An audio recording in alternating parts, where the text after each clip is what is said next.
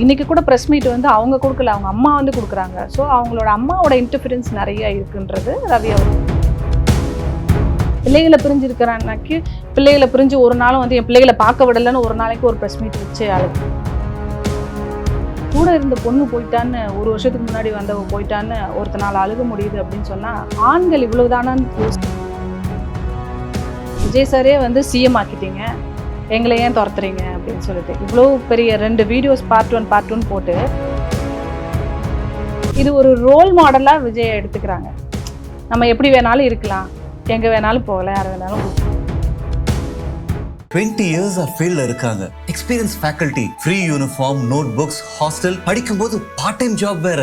அன்னமால்னாலே மன திருப்தி தான். அட்மிஷன்ஸ் நடைபெறுகிறது. இப்போ இதெல்லாம் ஒரு பக்கம் இருக்கு. நீங்க வந்து 2 விஷயங்கள் சொல்லியிருந்தீங்க. இப்போ இளைஞர்களுக்கு வந்து இவர் வந்ததுனால நியூஸ் பாக்குறாங்க, நிறைய வந்து இந்த அரசியல் களத்திலேயே இந்த சட்டமன்ற தேர்தல் இப்படிதான் இருக்குமா, எம்எல்ஏனா இப்படிதான் இருப்பாங்களா அப்படின்ற விஷயம் எல்லாம் ஃபர்ஸ்ட் டைம் பாக்குறாங்கன்ற ஒரு விஷயத்தையும் சொல்லியிருக்கீங்க.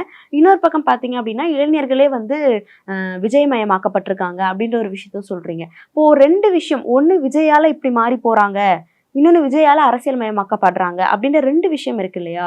எது அதிகப்படியா இருக்குன்னு நினைக்கிறீங்க? 2மே விஜயால் நடக்குதுன்னும் போது ஒரு சில கெட்டது இருந்தாலும் நல்லதும் நடக்குது அப்படின்னும் தோண வைக்குது இல்லையா? தோண வைக்குது தான், இல்லைன்னு சொல்லல. நல்லதும் இருக்கு, கெட்டதும் இருக்கு. ஓகே, நல்லது நிறைய இருக்கணும்னு நினைக்கிறோம். ஓகே. கெட்டது எப்பவுமே கெட்டதை கம்ப்ளீட்டா ஒழிக்க முடியாது, கெட்டது 1-2 இருக்கதான் செய்யும். ஆனா அவரு அத இன்னும் நிறைய நல்லதா இருந்தா பரவாயில்ல. ஓகே, இப்போ அந்த மாதிரி விஷயங்கள் தான் சம்மந்தப்படுத்தி கேட்க போறேன். இப்போ சைபர் புல்லிங் அப்படின்ற விஷயம் வந்து நிறைய இருக்கு. அதுவும் தாவேக்கால இருக்கிறவங்களே வந்து பெண்கள் பாதுகாப்புன்னு பேசுறாங்க. ஆனா பெண்கள் ஒரு விஷயத்த சொல்றாங்க அப்படின்னா உடனே வந்து அவங்க நடத்தையை கொடுத்து பேசுறாங்க, ஆபாசமான வார்த்தைகள்ல வந்து கமெண்ட்ல போடுறாங்க அப்படின்ற விஷயங்கள்லாம் இருக்கு. இந்த மாதிரி விஷயங்கள் எப்படி பார்க்க? நானே போய் கம்ப்ளைண்ட் கொடுத்துருக்கேன், நானே போய் கமிஷனர் ஆஃபீஸ்ல கம்ப்ளைண்ட் கொடுத்தேன். ஏன்னா நானே பேசும்போது அவ்வளவு அபியூசிவ் கமெண்ட்ஸ் எனக்கு ஃபோன் கால்ஸ்ல, வாய்ஸ் நோட்ஸ்ல அவ்வளவு அசிங்கமா அனுப்புறது, அந்த மாதிரிலாம். இல்ல, இந்த மாதிரி பேசுறதுனால நீங்க வந்து பேசாம இருந்துருவீங்க அப்படின்னு நினைக்கிறாங்களா, இல்ல அப்படி இருக்கதான் போறீங்களா? இல்ல, நிறைய பேர் அதை அவாய்ட் பண்ணுவாங்கல்ல, எதுக்கு இப்படின்னு, வேண்டாம், எதுக்கு இவ்வளவு பேசுறாங்களே, எதுக்கு நம்ம வெளியே வந்து பேசிக்கிட்டு, பேசினாலே இவ்வளவு அசிங்கமா பேசும்போது இப்ப நம்ம பசங்க எல்லாம் கேக்குறாங்கல்ல, இவ்வளவு அசிங்கமா கீழே எல்லாம் கமெண்ட் பண்றாங்களே. என்னோட சோசியல் மீடியா இதெல்லாம் மேனேஜ் பண்றதே என் பொண்ணுதான். சோ வந்து இவ்வளவு அபியூசிவா இவ்வளவு பேசுறாங்களே, எதுக்கு நீ பேசுற, வேண்டாம், பேச வேண்டாமே அப்படிலாம் சொல்லும் போது, நான் ஏன் என் பொண்ணுகிட்டே நீ ஹேண்டில் பண்ண நான் கொடுக்குறேன் அப்படின்னு சொன்னா, எல்லாருக்கும் எல்லாமே எவ்ரிதிங் இஸ் ஓப்பன். என்னோட சோஷியல் மீடியாவே அவங்க ஹேண்டில் பண்ணுறாங்கன்னா, நான் எவ்வளோ ப்ராப்ளம்ஸ் ஹேண்டில் பண்ணுறேன், நான் எவ்வளோ பேரை எதிர்த்து சில விஷயங்கள் பண்ணுறேன்றது அவங்களும் புரிஞ்சுப்பாங்கன்றதுனால தான் கொடுக்குறேன். அப்போது அவங்களாம் கேட்கும்போது வேண்டாம் அப்படின்னு அதை பார்க்கும்போது கஷ்டப்படுறாங்க, இவ்வளோ இதாக பேசுகிறாங்களேன்ட்டு. ஸோ இது எனக்கு மட்டும் நடக்கலை, இது நிறைய பேருக்கு நடக்குது. இன்னைக்கு இவர் என்னோட வேண்டுகோளே முதலமைச்சர் விஜய் அவர்கள்ட்ட, இந்த சைபர் புல்லிங் இதுக்கு முதல்ல ஒரு தடை விதிக்கணும். இந்த கமெண்ட் செக்ஷன்ல வந்துட்டு அவங்க யாருன்னே தெரியாது, ஒரு ப்ராப்பரான பர்சன்ஸ் எல்லாம் இல்லை, சும்மா ஒரு போஸ்ட் வச்சுக்கிட்டு ஒரு 4 ஃபாலோவர் வச்சிருப்பாங்க, சும்மா ஃபேக் ஐடிஸ், சும்மா டம்மி ஐடிஸ் வச்சுக்கிட்டு இந்த மாதிரி பண்றது. இது ஒரு டீம் வேலை பார்க்குறாங்க. ஸோ அவங்கள வந்து இத்தனை நாள் நம்ம வேற யாருக்கிட்டயோ போய் கம்ப்ளைண்ட் கொடுத்தோம், இன்னைக்கு முதலமைச்சராகவே விஜய் அவர்கள் இருக்காரு. ஸோ அவர்கிட்டயே ஒரு வேண்டுதலாக வச்சுக்கிறேன், இந்த சைபர் புல்லிங்க்கு ஒரு ஃபுல் ஸ்டாப் வைக்கணும். நீங்கள் நிறைய பேர் வந்து பார்த்தீங்கன்னு சொன்னால், ஈவன் செலிபிரிட்டிஸ், இன்னைக்கு ஒரு ரவி மோகன் அவரெல்லாம் கூட வந்து அதனால மன உளைச்சலுக்கு ஆளாயிருக்காருன்றது அவரே சொன்னார். சைபர் புல்லிங் பண்றீங்க, எல்லாரும் இதை பண்றீங்க அதை பண்றீங்கன்னு சொல்லி. ஏன் அப்படி? ஏன் ஒவ்வொருத்தர் லைஃப்லையும் போயிட்டு அவங்க லைஃப் என்னன்றது நமக்கு தெரியாது, அவங்களோட பர்சனல் லைஃப் என்னன்றதும் நமக்கு தெரியாது, புரியாது. உள்ள போய் அவங்களே சொன்னாலும் நமக்கு மேலோட்டமா சொல்லும்போது நமக்கு புரியாது. அது அண்டர்கோ பண்றவங்களுக்கு தான் அதுல உள்ள கஷ்டங்கள் நஷ்டங்கள் தெரியும். குறிப்பா பெண்களை டார்கெட் பண்றது சோஷியல் மீடியால, நீ இப்படி அப்படின்னு பேசுறது, அபியூசிவா பேசுறது, இது எல்லாமே வந்து இந்த விஷயங்கள் வந்து இதுவுமே வந்து அரசியல தொடர்பு படுத்துற மாதிரி தான் இருக்கு. இப்போ ரவி மோகனை கேட்குற மாதிரி கெனிஷா அவர்களையும் வந்து பேசுறாங்க. அண்ட் அதே மாதிரி த்ரிஷாவை தான் கேட்குறாங்க, ஏன் போறீங்க அப்படின்ற மாதிரி கேட்குறாங்க. தாவேகா தலைவருடைய அழைப்பை விடுத்து தான் அவங்க போயிருக்காங்க அப்படின்றத அவரை கொஸ்டின் பண்ணாம த்ரிஷா அவர்களை தான் நீங்க ஏன் போறீங்கன்ற விஷயம் பெண்ணை நோக்கி தான் மறுபடியும் நம்ம தமிழ்நாட்டு மக்கள் அப்படித்தானே இருக்காங்க. இன்னைக்கு தவறுன்னு ஒண்ணுன்னு சொன்னா அதுக்கு அந்த பெண் தான் காரணம் தான் வருவாங்க. ஆண்கள் என்ன தவறு பண்ணாலும் முட்டு கொடுக்கறதுக்கு 500 ஆம்பளை வருவான். ஒரு பெண் தவறு பண்ணா, தவறே பண்ணலைன்னு அவ எடுத்து சொன்னா கூட, நான் தவறு பண்ணலன்னு எடுத்து சொன்னா கூட கூட சப்போர்ட்டுக்கு ஒரு பெண் நிற்க மாட்டா. அதுதான் நிதர்சனமான உண்மை. ஒரு ஆணுக்கு ஒன்றுன்னா இப்போ ரவிமோகனுக்காக எத்தனையோ பேர் வீடியோ போடுறாங்க, பார்க்கவே பாவமாக இருக்குது, அவர் ரொம்ப டிப்ரெஷனில் இருக்காரு, அவருக்கு கவுன்சிலிங் தேவை, அவருக்கு வந்து கண்ணெல்லாம் சுற்றி கருவளையம் வந்திருக்கு, அவரை பார்க்க வேண்டிய கட்டாயம், அவர் இனிமேல் நடிக்க மாட்டேன்னு சொல்லிட்டாரு. இப்படி வந்து நிறைய பேர் வந்து ஆதங்கப்பட்டு சப்போர்ட் பண்ணி பேசுகிறாங்க. ஆண்களுக்கும் வலி இருக்குது தெரியுமா, இதெல்லாம் நிறைய பேர் பேசுகிறாங்க. உண்மைதான், ஆண்களுக்கும் வலி இருக்குது, ஆண்களுக்கும் உணர்வுகள் இருக்குது, உணர்ச்சிகள் இருக்குது. அவங்களையும் காயப்படுத்தக்கூடாது. பெண்களுக்கு எப்படியோ அதே மாதிரி அவங்களையும் கட்டுப்படுத்தக்கூடாது. எல்லாம் நீங்கள் எப்படி பெண்கள் சுதந்திரம்னு பேசுகிறீங்களோ ஆண்களுக்கும் சுதந்திரம் இருக்குது. அதையெல்லாம் கொடுக்க வேண்டிய கட்டாயம் ஒருத்தருக்கு ஒருத்தர் இருக்குது. என்னோட பார்வை என்னென்னா, ஒரு லேடி அவங்க வந்து ஷீஸ் அ தெரபிஸ்ட்னு சொல்கிறாங்க. ஸோ ஒரு தெரபிஸ்ட் நீங்கள் வந்து ஒரு ஃப்ரெண்ட்ஷிப்பு, அது காலப்போக்கில் அவர் தனியாக வாழ்கிறாரு, அவர்கிட்ட ஒரு ஃப்ரெண்ட்ஷிப் டெவலப் ஆகுது. ஓகே, அவர் வந்து ஒரு மேரேஜ் ஸ்பிளிட்டில் இருக்கார், இன்னும் டிவோர்ஸ் முழுசாக ஆகலை இல்லைங்களா. அவருக்கு 2 பசங்க இருக்காங்க. அவங்களுக்குள்ள என்ன பிரச்சனைன்னு யாருக்கும் தெரியாது. இன்றைக்கி வந்து அவர் ரவி சொல்லி தான் எல்லாருக்குமே தெரிய வருது, இது மாதிரி பிரச்சனை இருந்திருக்கு அப்படின்னு சொல்லிட்டு. கோர்ட் டிவோர்ஸில் இருக்கும்போது இவங்க டிவோர்ஸ் ஆகாமல் ஒருத்தர் வந்து இப்படி இன்னொரு பெண்ணோட சுற்றிட்டு இருக்கும்போது அது பார்வை வேற மாதிரி தானே இருக்கும். ஐயோ, அவங்க டிவோர்ஸ் பண்ணிடுவாங்க, அதனால இவர் ஜாலியாக இருக்காருன்னு எடுத்துக்க முடியாது. அப்படி ஒரு பெண்ணோட வலியா, ஒரு பெண்ணா யோசிச்சா அது வலி, ஒரு மனைவிக்கு அது வலிக்கும். அப்போ எப்படி, அதாவதுங்க சாதாரணமா ஒரு வழக்கறிஞரா இந்த விஷயங்கள் எப்படி இருக்கு, ஒரு வழக்கறிஞரா நான் எப்படி யோசிக்கிறேன்னா, ஒரு வழக்கறிஞரா அந்த மனநிலையில இருக்க பெண்ணுக்கு எப்படி இருக்கும், இதை சட்ட ரீதியாக அணுகலாமா, இல்லை ஒரு கவுன்சிலிங் செஷன்ஸ் வச்சு முடிக்கலாமா, இப்படிலாம் யோசிச்சிங்கன்னு சொன்னால் இதுக்கு நிச்சயமாக ஒரு கவுன்சிலிங் செஷன்ஸ் தேவை. போத் சைட்ஸ், ஆர்த்தி ரவி அவங்களுக்கும் சரி, ரவி மோகனுக்குமே சரி. ஏன்னா கணவன் மனைவி பிரிஞ்சிருக்க சமயத்தில் இவங்க குழந்தைகளை பார்க்குற கமிட்மெண்ட்டில் இருக்காங்க. கண்டிப்பாக அவங்க தான் குழந்தைகளை பார்த்துக்கணுன்ற, அது பெரிய பொறுப்பு, அது ஈஸி கிடையாது. நான் 50 லட்சம் கொடுத்தேன் அப்படிங்கிறாரு. 50 லட்சம் கொடுத்ததும் இட்ஸ் அ கிரேட் திங், நான் இல்லைன்னு சொல்லலை. ஏன்னா அதையே சில தந்தைகள் வந்து தவிர்த்துருவாங்க. நீ பார்த்துக்கன்னு விட்டுட்டு போகிறவங்க எத்தனையோ பேர் இருக்காங்க. அந்த ரெஸ்பான்சிபிலிட்டி அவர் எடுத்துக்கிட்டாருன்றது நல்ல விஷயம். ஆனால் பிள்ளைகளை பார்த்துக்கிறதும் நல்ல விஷயம். 2 சைடும் நல்ல விஷயமும் இருக்குது. இதுவும் நல்ல விஷயம்தான், இதுவும் நல்ல விஷயம்தான். ஒரு சைடு பார்த்தீங்கன்னு சொன்னால் அவங்க ப்ரெஷர் பண்ணியிருக்காங்க அவரை அப்படின்றது தெரிய வருது. அவர் எந்த முடிவும் எடுக்க முடியல, ஜாயிண்ட் அக்கௌண்ட்டு, அவங்க சொல்கிறதுல தான் நடிக்கணும். அவங்க இன்னைக்கு கூட ப்ரெஸ் மீட் வந்து அவங்க கொடுக்கல, அவங்க அம்மா வந்து கொடுக்குறாங்க. ஸோ அவங்களோட அம்மாவோட இன்டர்ஃபியரன்ஸ் நிறைய இருக்குன்றது ரவி அவருக்கு பிடிக்கல. நிறைய குடும்பங்கள் வந்து அந்த அம்மாவோட இன்டர்ஃபியரன்ஸ்னாலேயே வந்து கெட்டு போகும். ஸோ அந்த மாதிரி ஒரு சுச்சுவேஷன் தான் ரவி அவருக்கும் நடந்திருக்கு. ஸோ அதை அவரே சொல்கிறாரு, இந்த குடும்பம் இப்படி அப்படின்னு சொல்லிட்டு. ஆனால் ரவி அவர் சைடில் பார்த்தீங்கன்னு சொன்னால் அவர் ஆரம்ப கட்ட காலத்துலேயே அவர் சொல்கிறதுக்கான சுதந்திரம் இருக்குது இல்லையா. ஆரம்ப கட்ட காலத்துலேயே ஒரு ஆண் அவருக்கு பேலன்ஸ் பண்ண தெரியணும்.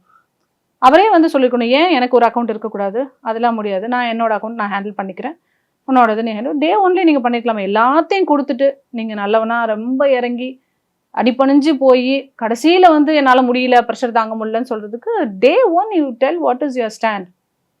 எனக்கு இது முடியாதுமா, உன் அக்கௌண்ட்டை நீ வச்சுக்க, என் அக்கௌண்ட்டில் தலையிடாது, அதை சொல்லிடுவேன் தானே. டே ஒன்லேயே நீங்கள் லவ் மேரேஜ் தானே, அதை சொல்லி புரிய வைக்கலாம் இல்லையா. வீட்டில் எல்லாரும் ப்ரெஷர் பண்ணுறாங்களா, அது உட்காந்து ஒரு ஃபேமிலி செஷன் வச்சு பேசலாம். அது எதுவும் ஒத்து வரலன்னா அது அடுத்தடுத்த கட்டத்துக்கு போகும். இந்த ஸ்டெப்ஸ் எதுவுமே பண்ணலை, அந்த ப்ரெஷரை தாங்கிக்கிட்டே பல வருஷமாக வந்து நல்லவனாகவே இருக்கிறது, நல்ல புருஷன்னு பேர் வாங்கணும், நல்ல அப்பான்னு பேர் வாங்கணுன்ட்டு அந்த ப்ரெஷரை தாங்கிட்டே இருந்திருக்காரு.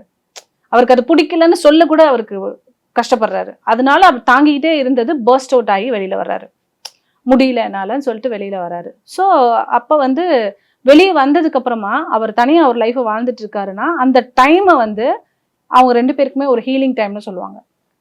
அந்த ஹீலிங் டைம் 2 பேருக்கும் கொடுக்கணும்.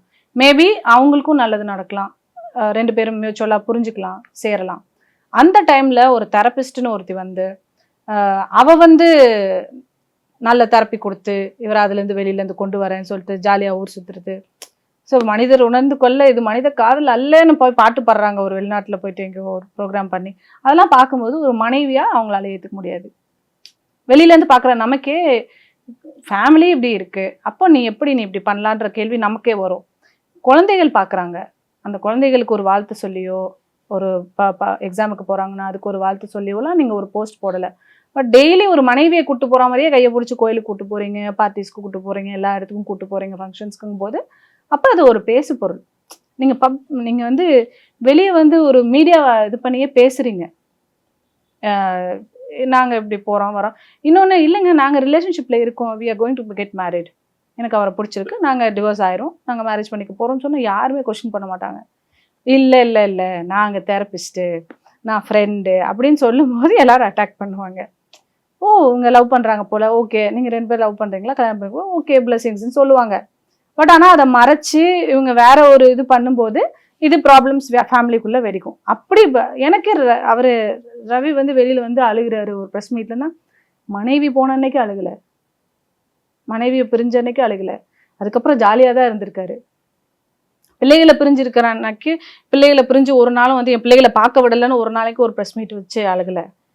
ஆனால் கூட இருந்த பொண்ணு போயிட்டான்னு, 1 வருஷத்துக்கு முன்னாடி வந்தவ போயிட்டான்னு ஒருத்தனால அழுக முடியுது அப்படின்னு சொன்னால் ஆண்கள் இவ்வளவுதானான்னு யோசிக்க தோணுது. அப்போ மனைவி ஒரு 2 குழந்தைகளை பெக்கிறது எவ்வளோ பெரிய வேதனைகள் எல்லாம் தாண்டி உங்களுக்காக வலியும் வேதனையும் தாங்கி இருப்பாங்க. அப்போ ரொம்ப ஈஸியாக ஒருத்தி கூட இருக்கவ போயிட்டான்னு ஒன்று அழுகிறீங்கன்னா இவ்வளோதானா அவங்களோட பெண் மேலே இவ்வளோதானா அவங்களுக்கு இதுன்னு கேட்க தோணுது. அட் த சேம் டைம் பார்த்தீங்கன்னு சொன்னால் அவர் சொல்கிறாரு, இன்னொரு நடிகையெல்லாம் இழுக்கிறாரு, அவங்க பேர் சொல்ல மாட்டேன், அவங்க இட்லி நடிகை இது அதுன்னெலாம் சொல்லி, எதுக்கு அந்த மாதிரிலாம் பிஹேவ் பண்ணுறீங்க, நான் சொல்லிடுவேன், அவங்க பீரியட் நடிகர்கள் 3 பேர் சொல்கிறாங்க, கேவலமானவங்க, என் குடும்பத்தை கெடுக்க வந்தவங்க, அவளா இவளான்னு சொல்கிறாங்க.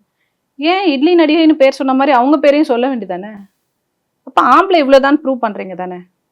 ஒரு பெண்ணுன்னா ஒரு கேவலமாக சொல்லிடுவீங்க, இந்த நடிகைன்னு சொல்லிடுவீங்க, பேர் சொல்லிடுவீங்க, அவங்கள பற்றி இவங்களாம் அப்படி பேசுகிறாங்கன்னு சொல்லுவீங்க. அந்த ஆணை பற்றி சொல்லுங்கள், எந்த குடும்பத்தை கெடுக்க வந்தாங்க சொல்லிடுவீங்களா? ஸோ ஆண்கள் எது பண்ணாலும் கரெக்டுன்னும் பெண்கள் எது பண்ணாலும் தப்புன்ற பார்வைக்கும் போகக்கூடாது. ரவி அந்த சைடில் கொஞ்சம் டிப்ரெஷனில் அவர் அப்படி பேசுகிறாருன்னு நினைக்கிறேன். Is not that kind. ஏதோ ஒரு டிப்ரெஷனில் இருக்காரு அவர், அந்த இதுலேருந்து வெளியில் வரணும். அவர் அப்படி பேசுகிறதும் நான் தவறாக தான் பார்க்குறேன். இதில் என்ன ஒரு கொடுமைன்னா, அந்த பொண்ணு போகும்போது போகிற போக்கில் ஒன்று சொல்லிட்டு போயிடுச்சு அந்த தெரப்பிஸ்ட்டு. லைக் எவ்வளோ ப்ராப்ளம் வந்து விஜய் சாரே வந்து சிஎம் ஆக்கிட்டீங்க, எங்களை ஏன் துரத்துறீங்க அப்படின்னு சொல்லிட்டு இவ்வளோ பெரிய 2 வீடியோஸ் பார்ட் 1 பார்ட் 2 போட்டு அதில் அவருக்கு என்ன ப்ராப்ளம்ஸ் கொடுத்தாங்க, இந்த த்ரிஷா இஷ்யூ அது இதெல்லாம் வந்து முதலமைச்சராகவே ஆக்கிட்டீங்க. ஒருத்தருக்கு வந்து அப்படியெல்லாம் பிரச்சனை வந்தது, அவரை முதலமைச்சராகவே ஆக்கிட்டீங்க, எங்களை ஏன் இது பண்ணுறீங்க அப்படின்னு கேட்குறேன். அப்போது இது ஒரு ரோல் மாடலாக விஜய் எடுத்துக்கிறாங்க. நம்ம எப்படி வேணாலும் இருக்கலாம், எங்கே வேணாலும் போகலாம், யாரை வேணாலும் கூட்டிகிட்டு போகலாம், இப்படிலாம் இருந்தால் தமிழ்நாட்டு மக்கள் முதலமைச்சராகவே ஆக்குவாங்க அப்படின்ற ஒரு மனநிலைக்கு நீங்கள் வந்துட்டாங்களா இந்த தெரப்பிஸ்ட்டுன்னு எனக்கு தெரியல.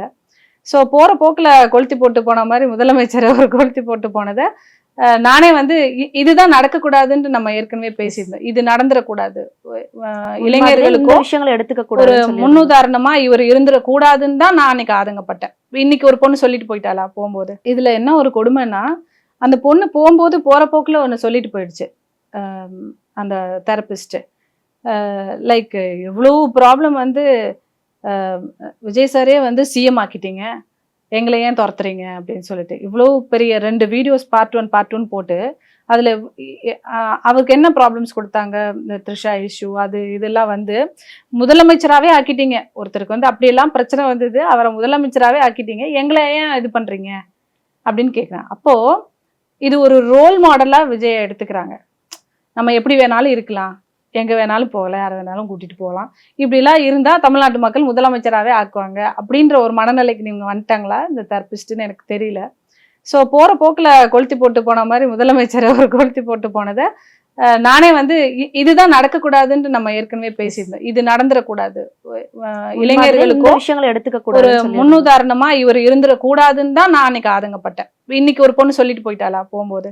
ஓகே, நிறைய விஷயங்கள் பேசிட்டோம். அரசியலில் தொடங்கி சினிமாலையும் இந்த மாதிரி சைபர் புல்லிங்கில் வந்து எந்த அளவுக்கு இருக்குது, நான் சைபர் புல்லிங் பற்றி தான் கேட்டிருந்தேன். அந்த விஷயங்கள் நிறைய பேசியிருக்கோம். தொடர்ந்து நிறைய நிகழ்வுகள் பற்றி பேசுவோம் மேம். நன்றி. நன்றி. 20 years ஃபீல்ட்ல இருக்காங்க. Experience faculty, free uniform, note books, hostel, படிக்கும்போது பார்ட் டைம் ஜாப் வேற. அன்னமால் நாளே மன திருப்தி தான். அட்மிஷன்ஸ் நடைபெறுகிறது.